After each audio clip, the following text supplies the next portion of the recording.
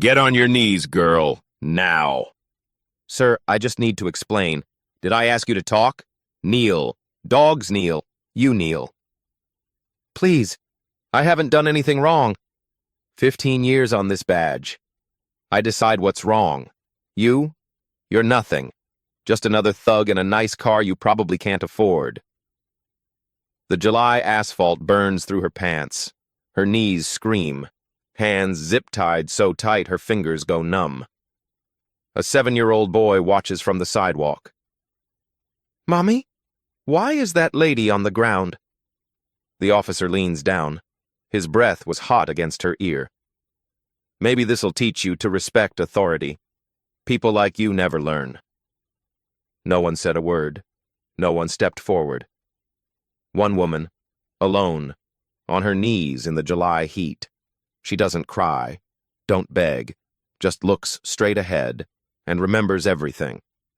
But what Officer Callahan didn't know, what none of them could possibly imagine, was that in just a few weeks, he would be the one begging. And she would be the one deciding his fate. 3 weeks later, Courtroom 4B of the federal courthouse buzzed with tension. Officer Derek Callahan walked to the witness stand like a man who owned the room. 15 years on the force, 2 commendations for community service. His dress uniform was immaculate, every button polished, every crease sharp. He placed his hand on the Bible, swore to tell the truth, and sat down with the confidence of someone who had done this dozens of times before. His attorney, a slick man named Richard Brennan, stood up with a reassuring smile. Officer Callahan, please describe what happened on July 14th. Callahan nodded, his voice steady and rehearsed. It was approximately 2:47 p.m. I was conducting routine patrol in the Maple Ridge area when I observed a vehicle with heavily tinted windows. Upon closer inspection, I noticed the registration tag appeared to be expired. He paused, letting the words sink in. I initiated a standard traffic stop, approached the vehicle, identified myself as the police officer. And what happened next? Callahan's jaw tightened slightly. The subject, the driver, immediately became verbally combative, refused to provide identification, started making erratic movements toward the glove compartment. A murmur rippled through the gallery. I repeatedly instructed the subject to keep her hands visible. She refused to comply. At that point, for my own safety and the safety of the public, I asked her to exit the vehicle. And did she comply? Reluctantly. Callahan shook his head slowly, as if recalling a difficult memory. She continued to argue, raised her voice, made threatening gestures. Attorney Brennan nodded sympathetically. What did you do then? I executed a standard compliance procedure. I instructed her to kneel on the ground while I secured the scene. Backup arrived within 4 minutes. He looked directly at the jury, his eyes wide and earnest. Everything I did was by the book. I followed protocol to the letter. My body camera was rolling the entire time. I have nothing to hide. From her seat at the plaintiff's table, Maya Richardson watched him without expression. Her hands rested calmly on the table. Her breathing was slow and measured. If Callahan's lies bothered her, she didn't show it. Attorney Brennan continued building his narrative. Officer Callahan, in your 15 years of service, have you ever been disciplined for misconduct? No, sir. Never. Any complaints filed against you? Callahan hesitated for just a fraction of a second. There have been a few complaints over the years. All unfounded. All dismissed. And on that day, did you use any racial slurs or inappropriate language toward the plaintiff? Absolutely not. Callahan's voice was firm. I treated her the same way I would treat anyone who refused to comply with a lawful order. Race had nothing to do with it.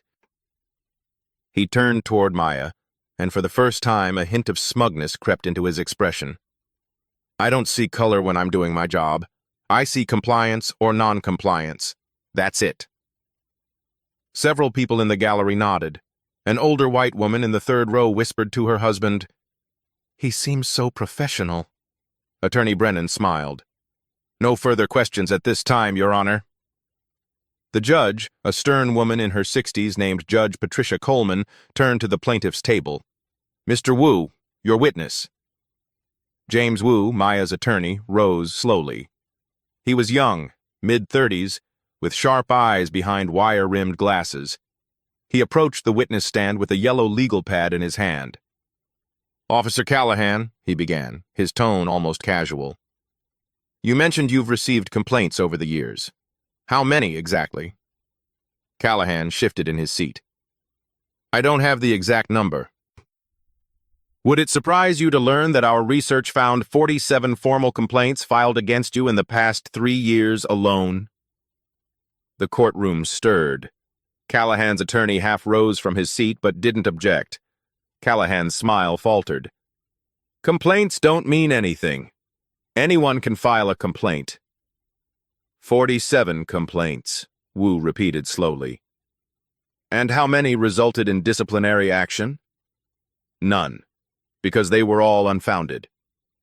"We'll return to that." Wu made a note on his pad. "Now, you testified that Ms. Richardson was verbally combative. Can you give us a specific example of what she said?" Callahan paused. "She was arguing, asking questions, refusing to follow instructions." "Asking questions is combative?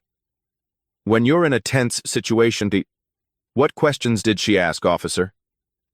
Another pause. Longer this time. She asked why I pulled her over, asked if she was being detained or arrested."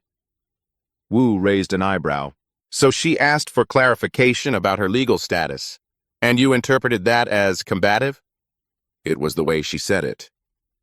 "I see." Wu glanced at his notes. "You also mentioned she made erratic movements toward the glove compartment. But you had your body camera running, correct?" "Yes." "And in that footage, which we've reviewed extensively, Ms. Richardson clearly states, and I quote, 'Officer, I'm going to reach for my registration in the glove compartment. Is that okay?' Does that match your recollection?" Callahan's face reddened slightly. "I don't recall her exact words."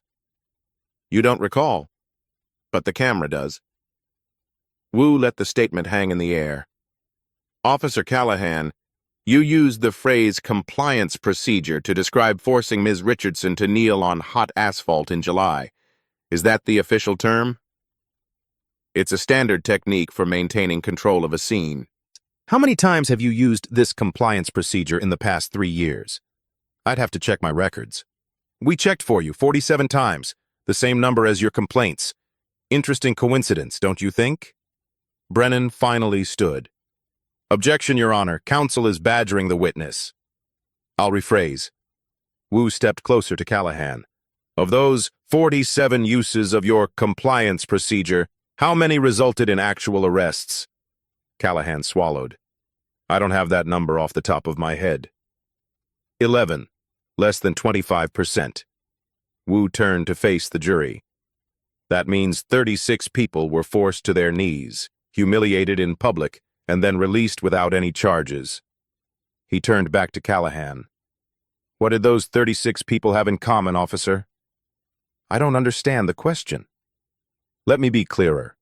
Of the 47 people you forced to kneel, 43 were black or Hispanic, in a district that's 60% white." Wu paused. "Can you explain that statistical anomaly?" Callahan's hand moved to his collar, loosening it slightly. "I don't choose who I pull over based on race. I respond to suspicious behavior." "Suspicious behavior," Wu repeated. "Like driving with tinted windows? Like asking questions about your legal rights?" "Objection," Brennan's voice was sharp. "Argumentative." "Sustained." Judge Coleman looked at Wu. "Move on, counselor." Wu nodded, but he wasn't finished. He picked up a sheet of paper from his table. "One final question for now, Officer Callahan. During the incident with Ms. Richardson, your partner, Officer Elena Rodriguez, arrived as backup, correct?" "Yes." "And on your body camera audio, we hear her say, and I quote, 'Derek, maybe we should just—' before you cut her off. What was she about to suggest?" Callahan's eye twitched. "I don't remember." "You don't remember a lot of things." Wu gathered his notes. That's all for now, Your Honor, but we'll have more questions for Officer Callahan later. As Wu returned to his seat, Callahan exhaled slowly, his composure cracked but not broken. He still believed he would win. After all, he always had before. The plaintiff may call her next witness. James Wu stood. Your Honor, we call Maya Richardson to the stand. The courtroom shifted as Maya rose from the plaintiff's table. She moved with quiet deliberation, no rushing, no hesitation. Her navy blue suit was simple but elegant. No jewelry except a thin gold watch. Her natural hair was pulled back neatly. She placed her hand on the Bible, swore the oath, and took her seat in the witness stand. For a brief moment, her eyes swept across the courtroom, past the jury, past the gallery filled with reporters and curious onlookers, past Officer Callahan, who sat with his arms crossed, a faint smirk still lingering on his face. Then her gaze settled on her briefcase, still resting beside her empty chair at the plaintiff's table. The worn leather, the faded government seal. She looked away. James Wu approached with a gentle smile. Ms. Richardson, can you tell the court what happened on July 14th? Maya nodded slowly. When she spoke, her voice was calm and measured, like someone recounting facts, not reliving trauma. I was driving home from a work meeting. It was around 2:45 in the afternoon. I was on Maple Ridge Drive, about 3 blocks from the intersection where the incident occurred. And what happened next? I noticed a patrol car behind me. The lights came on. I pulled over immediately, as any law-abiding citizen would. She paused, her hands resting still on her lap. I turned off the engine, rolled down my window, placed both hands on the steering wheel where they could be clearly seen. Why did you do that? A sad smile crossed her face. Because I'm a black woman in America. I've been taught since I was 16 years old exactly how to behave during a traffic stop. Hands visible. No sudden movements. Yes, sir. No, sir. Stay alive. A heavy silence fell over the courtroom. What happened when Officer Callahan approached your vehicle? He was aggressive from the first moment. He didn't greet me. Didn't explain why he pulled me over. He just said, license and registration. Now. Did you comply? I tried to. I said, Officer, my registration is in the glove compartment. I'm going to reach for it slowly. Is that okay? And his response? Maya's jaw tightened almost imperceptibly. He shouted at me, Did I say you could move? Then seconds later, get your documents. Then when I moved, I said, don't move. She shook her head slowly. There was no way to comply. Every action was wrong. Every answer was wrong. I realized very quickly that this wasn't about a traffic stop. What do you mean? I mean, he had already decided how this encounter would end before he even reached my window. From the defense table, Officer Callahan shifted in his seat, his smirk fading slightly. Wu continued. What happened after that? He ordered me out of the car. I complied. He told me to put my hands on the hood. I complied. It was hot. The metal burned my palms. I didn't complain. She looked directly at the jury. Then he told me to kneel. On the asphalt? On the asphalt. In the middle of the street, at 2:47 p.m. on a July afternoon. The surface temperature was over 130 degrees. Did he give you a reason? No. He just said, get on your knees, girl. Maybe this'll teach you some respect. A woman in the gallery gasped. A juror in the front row, a middle-aged black man, closed his eyes briefly. I knelt. The asphalt burned through my pants. I could feel my skin blistering. But I stayed still. Why didn't you protest? Demand to know your rights? Maya was quiet for a moment. Because I wanted to survive. In that moment, that was all that mattered. Survive first, justice later. Wu nodded. What happened while you were on your knees? Officer Callahan stood over me. He made a phone call, casual, unhurried. He talked about picking up dinner on his way home, laughed about something with whoever was on the other end. Her voice remained steady, but something flickered in her eyes. Meanwhile, a woman across the street was recording on her phone, not to help, to watch. A group of teenagers rode by on bicycles. One of them laughed and shouted something I couldn't hear. A couple walked past with their dog. They looked at me, looked away, and kept walking. She paused. 7 minutes. I was on my knees for 7 minutes. No one said a word. No one asked if I was okay. No one questioned why a woman in business clothes was kneeling on the street in handcuffs. What were you thinking during those 7 minutes? Maya was silent for a long moment. The courtroom waited. I was thinking about my daughter. She's 15. I was thinking, what would I tell her? How would I explain that her mother was treated like a criminal for driving while black? She took a slow breath. And then I started doing what I was trained to do. Wu tilted his head slightly. What do you mean? I observed. I memorized Officer Callahan's badge number. I noted the timestamp on his body camera, 2:47:33 p.m. when he ordered me to kneel. I watched his partner arrive and saw her hesitate, saw the discomfort on her face. I listened to every word he said, logged every detail in my mind. She looked at Callahan for the first time, and I asked him a question. Am I being detained or am I being arrested? He didn't answer. He just laughed and said, You're being taught a lesson. Something flickered across Callahan's face. The first crack in his armor. Wu glanced at his notes, then back at Maya. Ms. Richardson, you mentioned you were driving home from a work meeting. What kind of work do you do? Maya paused. Her eyes drifted to her briefcase again. I'm in law. I work in law. Could you be more specific? A faint smile crossed her lips, there and gone in an instant. I'd rather let my credentials speak for themselves, at the appropriate time. Callahan's attorney, Brennan, frowned but didn't object.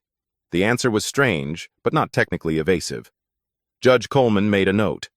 Wu nodded, as if expecting this answer. No further questions for now, Your Honor, but we reserve the right to recall Ms. Richardson later in these proceedings. As Maya stepped down from the witness stand, she paused briefly beside her briefcase. Her fingers brushed the worn leather, the faded seal. She didn't pick it up. Not yet. But soon. 3 weeks before the trial. The clock on Maya's home office wall read 11:47 p.m. She sat at her desk, surrounded by stacks of files, legal pads covered in handwritten notes, and a laptop glowing with dozens of open tabs. The room was quiet except for the soft hum of the air conditioner and the occasional rustle of paper. On the wall behind her hung 3 framed diplomas: Harvard Law School, Yale University, a certificate from the Department of Justice. But those were turned to face the wall tonight. She didn't need reminders of who she was. She needed to focus on what she had to do. A soft knock on the door. Mom? Maya looked up. Her daughter Zoe stood in the doorway, 15 years old, wearing pajamas, holding 2 cups of tea. You're still awake, baby. So are you. Zoe walked in and set 1 cup on the desk. Chamomile. You need to sleep eventually. Maya smiled and took the cup. Eventually. Zoe lingered, her eyes scanning the files spread across the desk. Photos of Officer Callahan, incident reports, complaint records, witness statements. Is this all about him? The cop who... Yes. Zoe was quiet for a moment. Then she asked the question that had clearly been weighing on her. Mom, why don't you just tell them who you are? Right at the beginning, end it fast. Maya set down her tea. She looked at her daughter, so young, so impatient for justice. Because when I reveal who I am, it has to matter. It has to mean something. Timing is everything, sweetheart. But he's lying. Everyone can see he's lying. Why let him keep talking? Maya leaned back in her chair. Because every lie he tells is another nail in his coffin. Every exaggeration, every I don't recall, every smug smile. I want him to feel safe, confident. I want him to believe he's winning. She picked up a file and opened it. And then, when he's at his most arrogant, when he thinks he's untouchable, that's when the truth comes out. That's when it hurts the most. Zoe considered this. A slow smile spread across her face. That's cold, Mom. That's justice. After Zoe went to bed, Maya returned to her work. 8 months of investigation. That's what this desk represented. It had started with anonymous complaints forwarded to her office at the Department of Justice. Multiple reports from the same police precinct. Allegations of racial profiling, excessive force, systematic targeting of Black and Hispanic residents. Her team had been quietly gathering evidence, interviewing victims, analyzing patterns, building a case. And then, on a hot July afternoon, she had decided to see for herself. She wasn't working that day, not officially. She had simply driven through the neighborhood, watched, observed. She never expected to become part of the investigation. Maya opened a thick folder labeled Callahan D. Incident History. 47 documented cases. 47 people forced to their knees, cuffed, humiliated, and then released without charges. 43 of them Black or Hispanic. All of them had filed complaints. None of the complaints had resulted in any disciplinary action. She turned to another stack. Witness statements. 12 victims had agreed to testify. 12 people willing to stand in front of a courtroom and relive their worst moments. But one name was missing. Jasmine Torres. 19 years old. Nursing student. 8 months ago, Callahan had pulled her over on the highway for a broken taillight. He had forced her to kneel on the median. Cars rushed past at 60 miles per hour. She had knelt there, shaking, crying, for 12 minutes. The trauma had broken something inside her. She had dropped out of nursing school, couldn't drive without panic attacks, couldn't sleep without nightmares. When Maya's team had contacted her, Jasmine had wanted to testify, desperately. But when the day came, she couldn't do it, couldn't face him again. Maya had held her hand and told her it was okay, that others would speak for her.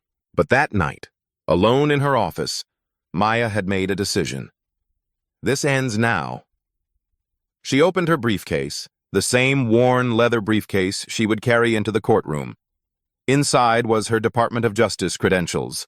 Her official title, Senior Special Prosecutor, Civil Rights Division, United States Department of Justice. For 8 months, she had been investigating Callahan's precinct from the outside. Now, she would tear it apart from the inside. She closed the briefcase, ran her fingers over the faded government seal. Not yet, but soon. Day 3 of the trial.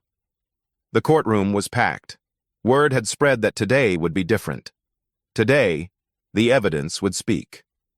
James Wu stood before the jury, a remote control in his hand. Your Honor, the plaintiff would like to submit Exhibit A, the unedited dashcam and body camera footage from Officer Callahan's patrol vehicle on July 14th. Judge Coleman nodded. Proceed. The lights dimmed. The large screen at the front of the courtroom flickered to life. And for the next 4 minutes and 37 seconds, the jury saw exactly what happened on Maple Ridge Drive. Maya's sedan, pulling over smoothly. Her window is rolling down. Her hands placed calmly on the steering wheel. Callahan's voice, harsh from the first syllable. License and registration, now.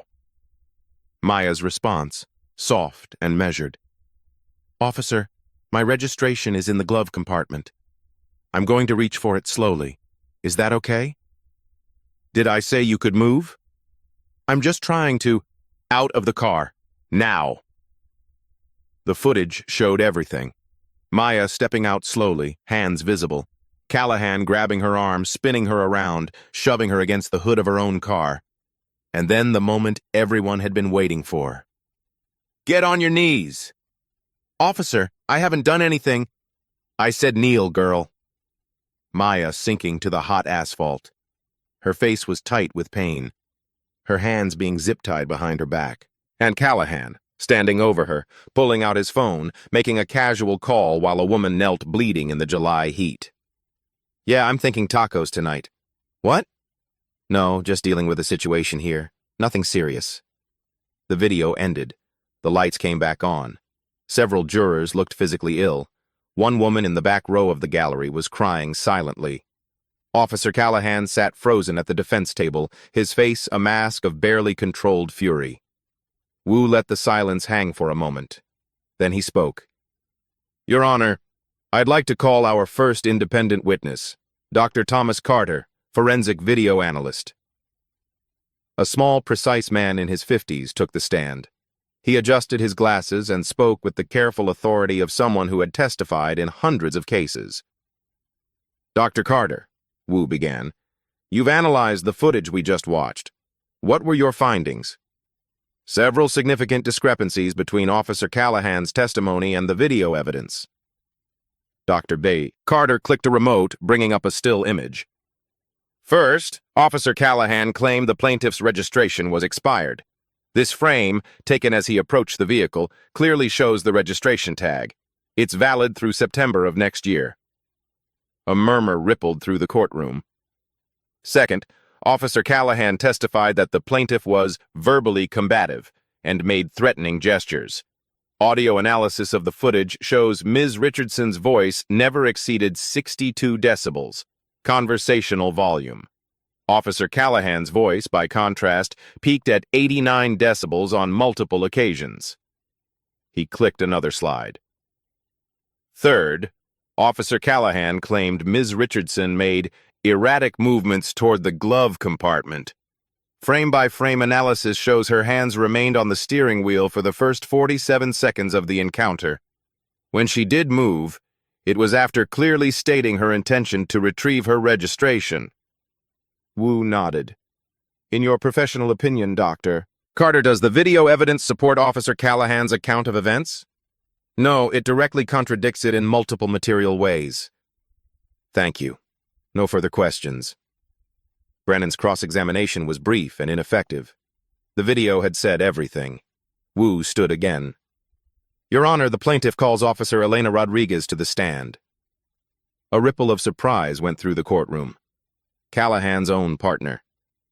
Officer Rodriguez walked to the stand slowly, as if each step required enormous effort. She was younger than Callahan, early 30s with tired eyes and a tense jaw. She wouldn't look at her partner as she took the oath. "Officer Rodriguez," Wu began gently, "you arrived as backup on July 14th. What did you observe when you reached the scene?" Rodriguez took a deep breath. "When I arrived, Ms. Richardson was already on the ground, on her knees. Her hands were secured behind her back." "Was she resisting?" "No." Rodriguez's voice was barely above a whisper. "She was completely still, completely silent. She was compliant." "Did you observe any threatening behavior from Ms. Richardson?" "No, sir." "Any aggressive language?" "No, sir." "Any reason at all for her to be restrained on the ground?" Rodriguez was quiet for a long moment. When she spoke, her voice cracked. "No, sir. I did not." Wu paused, letting the answer settle over the courtroom.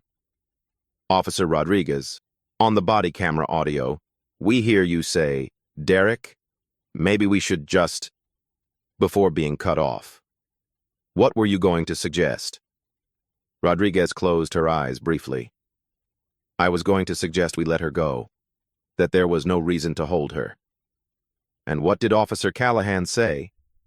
"He said, 'I've got this,' and he told me to secure the perimeter." "Officer Rodriguez, in your 4 years partnering with Officer Callahan, how many times have you seen him use this compliance procedure?" She swallowed hard. "At least 20 times. And what did these individuals have in common?" Tears welled in Rodriguez's eyes. She looked down at her hands. They were mostly people of color. Mostly women." The courtroom erupted in whispers. Judge Coleman banged her gavel. "Order! Order in the court!" Wu waited for silence. Then quietly, he asked his final question. "Officer Rodriguez, why are you testifying today? You know this could end your career." Rodriguez finally looked up. Her eyes found Maya's across the courtroom. "Because I should have said something that day. I should have stopped him. I didn't." A tear rolled down her cheek. I can't change what happened, but I can tell the truth now. And maybe that counts for something. Wu nodded. No further questions, Your Honor. As Rodriguez stepped down, Wu called his next witness, Dr. Patricia Holmes, a statistician from Georgetown University. Her testimony was devastating in its precision. I analyzed Officer Callahan's enforcement records over 3 years. 47 use-of-force incidents. 43, 91%, involved Black or Hispanic individuals.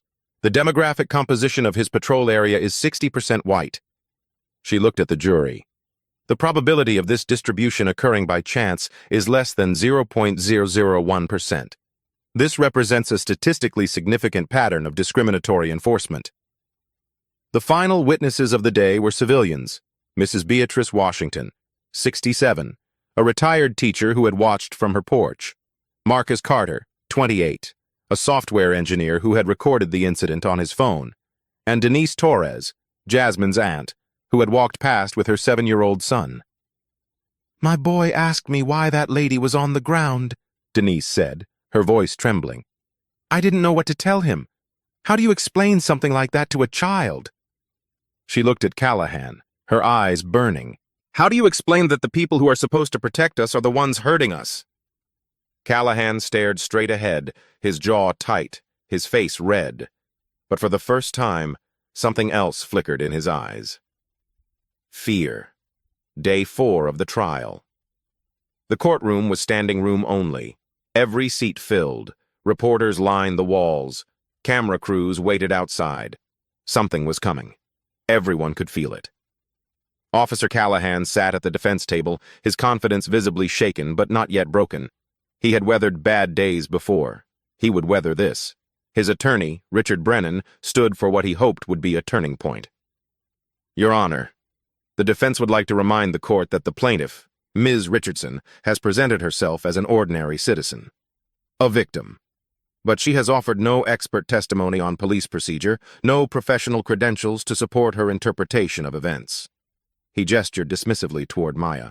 She is simply a woman who was inconvenienced by a routine traffic stop and is now seeking a payday. Her emotional testimony, while compelling to some, does not constitute evidence of wrongdoing. Brennan straightened his tie, pleased with himself. The defense maintains that Officer Callahan followed standard protocol and that this lawsuit is nothing more than... Objection, Your Honor. James Wu rose slowly, a thin smile playing at the corner of his lips. Counsel is making assumptions about Ms. Richardson's qualifications without foundation.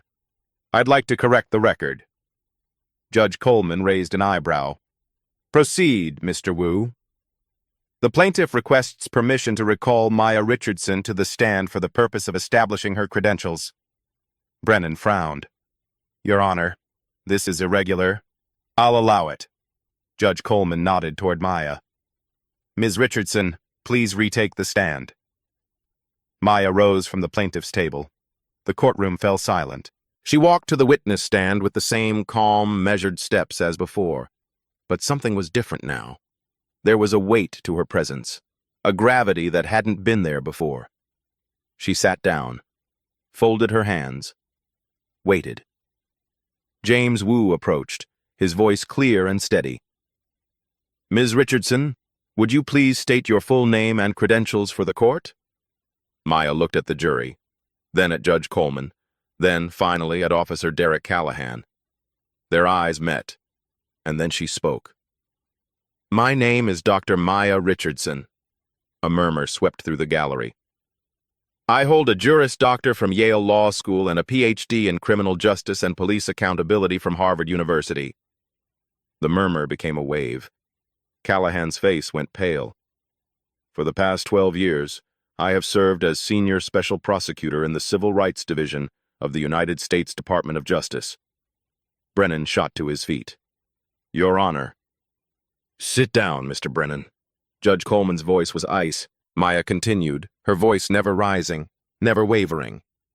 My office is responsible for investigating civil rights violations by law enforcement officers across the country.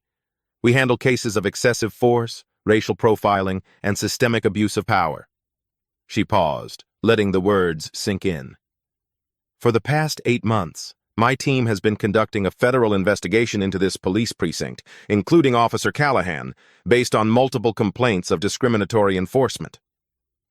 The courtroom erupted. Reporters scrambled for their phones. The gallery buzzed with shocked whispers. Judge Coleman banged her gavel. "Order! Order in this court!" But Maya wasn't finished. On July 14th, I was driving through Maple Ridge as part of an unofficial observation. I wanted to see firsthand how officers in this precinct interacted with black residents. She looked at Callahan. He was gripping the edge of the table, his knuckles white. I never expected to become a victim myself. But when Officer Callahan forced me to my knees, he didn't just assault a citizen. He handed me evidence. He made himself Exhibit A in his own federal investigation. Dead silence. Maya's voice dropped, but every word carried to the farthest corner of the room. "Officer Callahan, when you ordered me to kneel, you saw a black woman you thought you could humiliate without consequence. You thought I was powerless. You thought no one would believe me." She leaned forward slightly. "You were wrong." Callahan's mouth opened. No sound came out. Maya straightened in her seat. "You forced me to kneel for 7 minutes. I will ensure you spend the next 7 years answering for what you've done, not just to me, but to every person you've brutalized under the color of law." From the gallery, someone began to clap, then another, then another. Judge Coleman let it continue for 5 full seconds before calling for order. At the defense table, Officer Derek Callahan sat motionless. The hunter had become the prey. The recess had lasted 15 minutes. 15 minutes for Callahan's attorney to desperately strategize. 15 minutes for reporters to flood social media with the bombshell revelation. 15 minutes for Officer Derek Callahan to sit in a small conference room staring at the wall, realizing his world was collapsing. When court resumed, the energy in the room had shifted completely. Judge Coleman addressed the courtroom. "Given Dr. Richardson's credentials and her direct involvement in the federal investigation, I'm permitting her to conduct a portion of the cross-examination of Officer Callahan. Mr. Wu will remain co-counsel." Brennan started to object, but one look from the judge silenced him. Maya rose from the plaintiff's table. She didn't carry notes, didn't need them. 8 months of investigation, 47 case files, 12 victim interviews. Every detail was etched into her memory. She approached the witness stand where Callahan sat, his earlier smugness replaced by barely concealed panic. "Officer Callahan." Her voice was calm, almost gentle. "During your earlier testimony, you referred to me as ma'am several times. Very respectful." Callahan nodded cautiously. "Yes, ma'am." "Interesting." Maya tilted her head. "Because on July 14th, on that roadside, you called me girl. You told me to kneel where I belong." Callahan's jaw tightened. "I don't recall using those exact—" "The body camera recording confirms it. Would you like me to play it again?" Silence. "I'll take that as a no." Maya clasped her hands behind her back. "Let's talk about your compliance procedure. You've used it 47 times in 3 years, correct?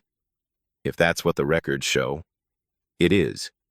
And of those 47 times, you made arrests in only 11 cases. That means 36 people were forced to their knees, handcuffed, and humiliated, then released without any charges." She paused. 36 people, officer. What was the purpose of forcing them to kneel if not to arrest them?" Callahan shifted in his seat. "Officer safety. Scene control." "Scene control." Maya repeated the words slowly. "Let's examine that. Mrs. Dorothy Patterson, 68 years old, retired librarian. You pulled her over for a broken taillight, forced her to kneel on the sidewalk for 9 minutes. She has arthritis in both knees. She couldn't walk properly for 2 weeks afterward." Callahan said nothing. "Was a 68-year-old woman with arthritis a threat to your safety, officer?" "Every situation is assessed individually. Tyrell Washington, 16 years old, honor student. You stopped him for riding his bicycle in what you called a high-crime area. That high-crime area was 3 blocks from his own home where he'd lived his entire life. You forced him to kneel on gravel. His mother found blood on his jeans when he came home. Maya stepped closer. Was a 16-year-old on a bicycle a threat to your safety? Callahan's face reddened. I don't remember You don't remember. That's been your answer to a lot of questions. Maya's voice hardened. Let me refresh your memory about someone you should remember. Jasmine Torres, 19 years old. I'm a nursing student. Something flickered in Callahan's eyes. 8 months ago, you pulled her over on Highway 12 for a broken taillight. You forced her to kneel on the highway median, cars passing at 60 miles per hour. She knelt there for 12 minutes crying, begging you to let her stand. You laughed. Maya's voice dropped lower. Jasmine Torres was supposed to be here today. She wanted to testify, but she couldn't. Do you know why? Callahan stared at the floor. She has PTSD. She dropped out of nursing school. She can't drive anymore. She can't sleep without nightmares. A 19-year-old girl with her whole future ahead of her, and you broke her for a broken taillight. Tears were visible in several jurors' eyes. You don't remember her, do you, Officer Callahan? Silence.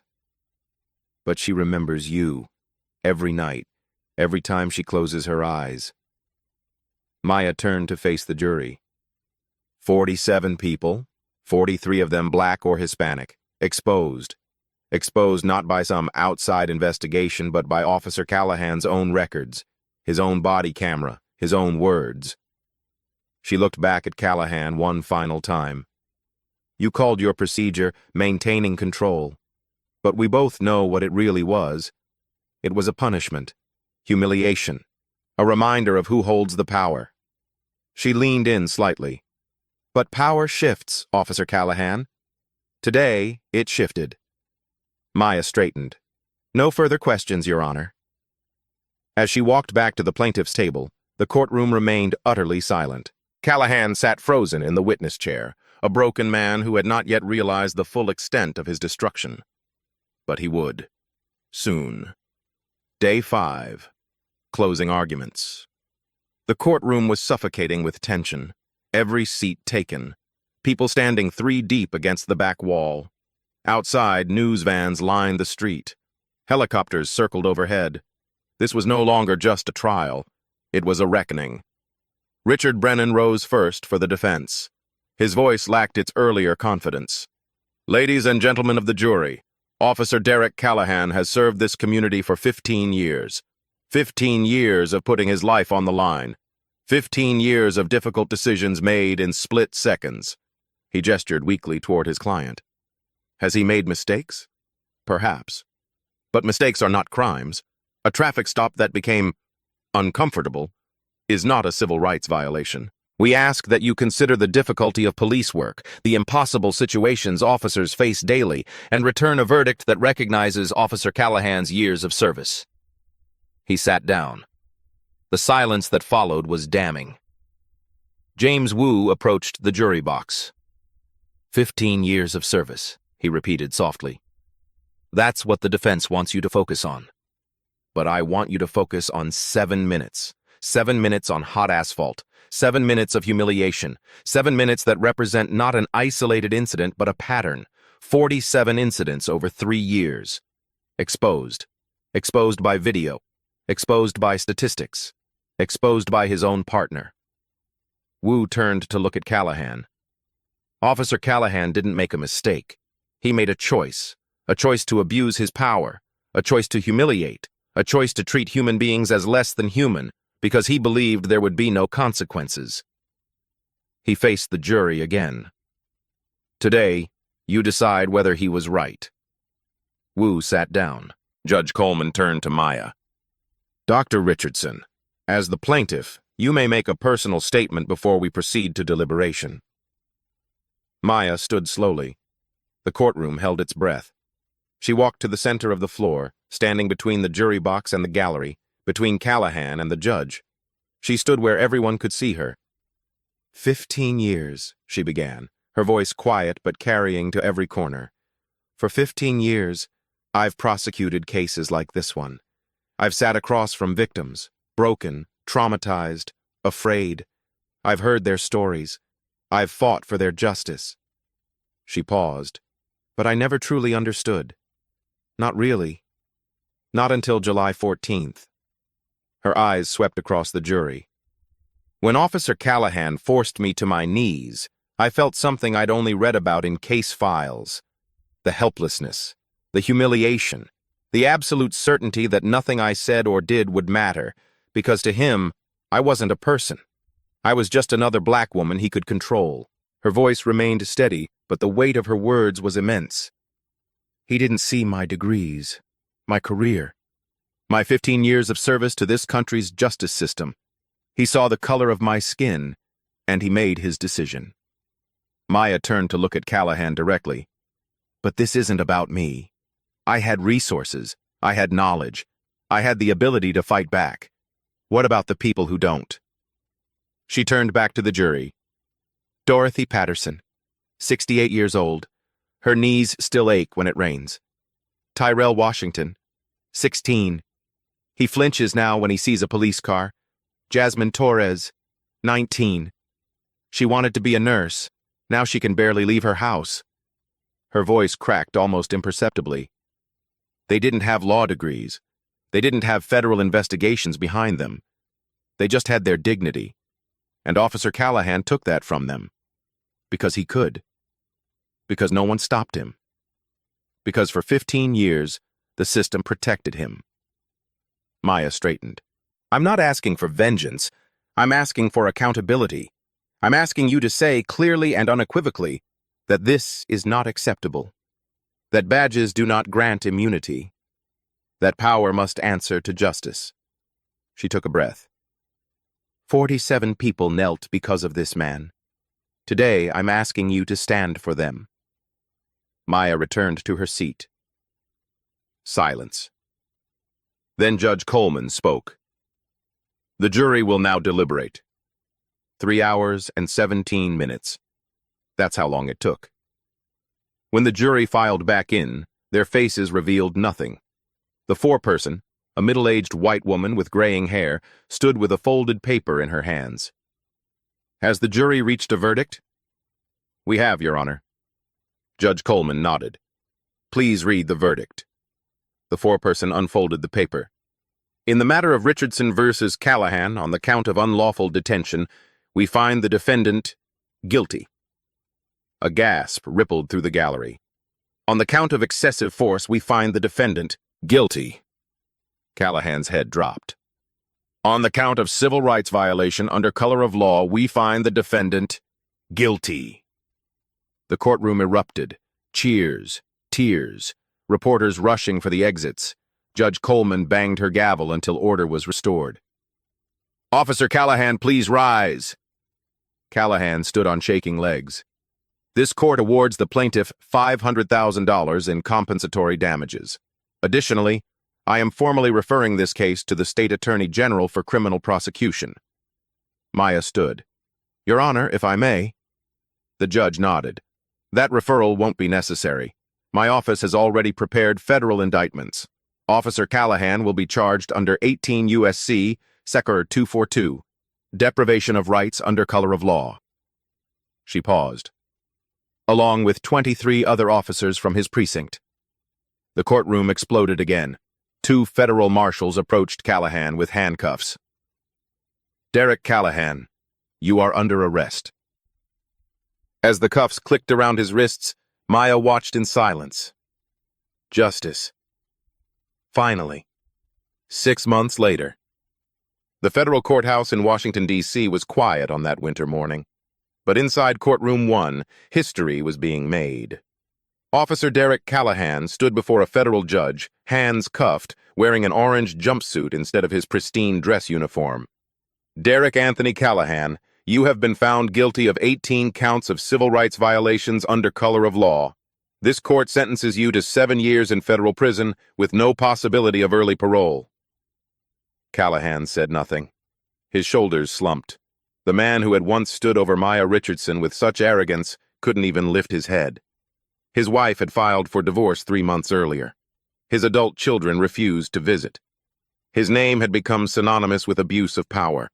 7 minutes on his knees would have been merciful compared to what awaited him. The ripple effects spread far beyond one man. 23 officers from Callahan's precinct were indicted. 14 pleaded guilty. The chief of police resigned in disgrace. The entire department was placed under federal oversight for 10 years, the longest such supervision in state history. New policies were implemented nationwide. Mandatory bias training, independent review boards, automatic upload of body camera footage to external servers, a complete ban on compliance procedures used for intimidation. The Callahan case became required study in police academies across the country, not as an example to follow, but as a warning of what happens when power goes unchecked. Maya Richardson was promoted to Deputy Assistant Attorney General for Civil Rights, the highest-ranking position in the division's history for a black woman. But titles weren't what mattered to her. What mattered was Jasmine Torres. 6 months of therapy, 6 months of healing, 6 months of slowly rebuilding what Callahan had destroyed. On a warm spring afternoon, Jasmine walked through the doors of her nursing school. She was behind. She had missed a year. But she was back. Maya was there to see it. "Thank you," Jasmine whispered, hugging her. "Thank you for not giving up." "You didn't give up," Maya replied. "I just made sure someone was listening." 1 year after the incident, Maya drove through Maple Ridge. She stopped at the intersection where it had all happened. The asphalt had been repaved. A small community garden now stood on the corner, and on the wall of the building across the street, a mural had been painted, bright colors depicting hands of different shades reaching upward toward the word dignity. Maya stepped out of her car. She stood on the spot where she had knelt, and she smiled. "A year ago, I was on my knees here. Today, justice stands." This story is real. The names have been changed, but the pain and the triumph are real. Every day, people are underestimated, dismissed, humiliated by those who think power makes them untouchable. But power without accountability is borrowed time. If this story moved you, share it. Let someone know that dignity matters, that justice is possible, that the people we overlook might be the ones who change everything. Subscribe to Black Soul Stories to this channel for more stories of ordinary people who refused to be broken, and the extraordinary justice they achieved. Because sometimes, the person they choose to kneel becomes the one who makes them fall.